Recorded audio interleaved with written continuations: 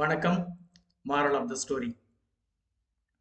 ஒரு multi level business MLM பிஸ்னஸில் சொல்லி மோட்டிவேஷன் கிளாஸ்ன்னு ஒன்று ஆரம்பித்து அதில் சொன்ன கதை இது. ஓகே, 2002 சொன்ன கதை. கதைக்காலம் சைனாவில் நடக்குது. சைனாவில் அது ஒரு மலை கிராமம். அந்த மலை மலைக்கீழே ஒரு சின்ன கிராமத்தில் விவசாயம் நடந்துகிட்டு இருக்கு. அந்த மலை மேலே ஒரு பெரிய பருந்து ஒன்று இருக்கிறதா ஜனங்க நம்புவாங்க. ஏன்னா ஒரு பருந்து அங்கே மலை மேலே தான் கூடு கட்டி தங்கி இருக்கு அப்படின்ட்டு. ஒரு நாள் வழக்கம் போல ஒரு சிங்கிள் மதர் அவங்களுக்கு ஒரே ஒரு சின்ன குழந்தை. அந்த அந்த குழந்தையோட அந்த மதர் அவங்க வீட்டை ஒட்டி இருக்க விவசாய நிலத்துல விவசாயம் பண்ணிட்டு இருந்தாங்க. திடுதிப்புன்னு அந்த பருந்து என்ன பண்ணுச்சு, அந்த குழந்தைய தூக்கிட்டு போயிடுச்சு. தூக்கிட்டு போனோடனே அவங்க அவங்க அலறாங்க. அவங்க அலறல் சத்தம் கேட்டு அக்கம் பக்கத்தில் இருக்கவங்கலாம் சரி அந்த பருந்து எங்கே போகுதுன்னு சொல்லிட்டு அதோட பின்னாடியே ஓடுறாங்க. பருந்து பறக்கிற வேகத்தில் எங்கே போகுதுன்னு பார்க்க தான் முடியும். ஃபர்ஸ்ட் பார்க்குறாங்க, அது இப்படி போயிருக்கு அப்படி போயிருக்குன்னு சொல்லிட்டு எங்கேயும் போகிறாங்க. அந்த மலை என்னன்னா ஒரு குறிப்பிட்ட பகுதிக்கு மேலே ஏற முடியாது. போறாங்க. அது அது போன திசையை பார்த்து அது மலை மேலே தான் போயிருக்குன்னு அவங்களுக்கு தெரிஞ்சிச்சு. அதனால அதை சேஸ் பண்ணி போறதுக்கு பார்க்குறாங்க. ஆனா அந்த மலையில பாதிக்கு மேலே அவங்களால ஏற முடியாது. அதுக்கப்புறம் கொஞ்சம் கொஞ்சம் இல்லை, ரொம்ப சிரமமான ஒரு விஷயம். யாரும் ஏறினதும் இல்லை அந்த மலையை. என்ன பண்றதுன்னு தெரியல அவங்களுக்கு. சரி நேரா இறங்கி இந்த மாதிரி அந்த பருந்து அந்த மலை மேலே தான் எடுத்துட்டு போயிடுச்சு. அது இதுக்கப்புறம் அந்த குழந்தையெல்லாம் ரெக்கவரி பண்ண முடியாது.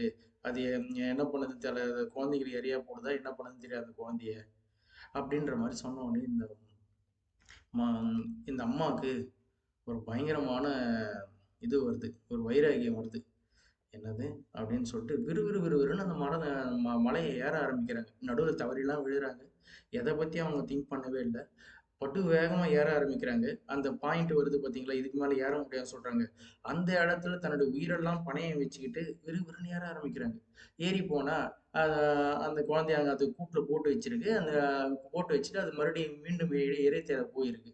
அந்த குழந்தைய தூக்கிக்கிட்டு இறங்கத்துக்கு வராங்க. பருந்து திடீர்னு வந்துருச்சு.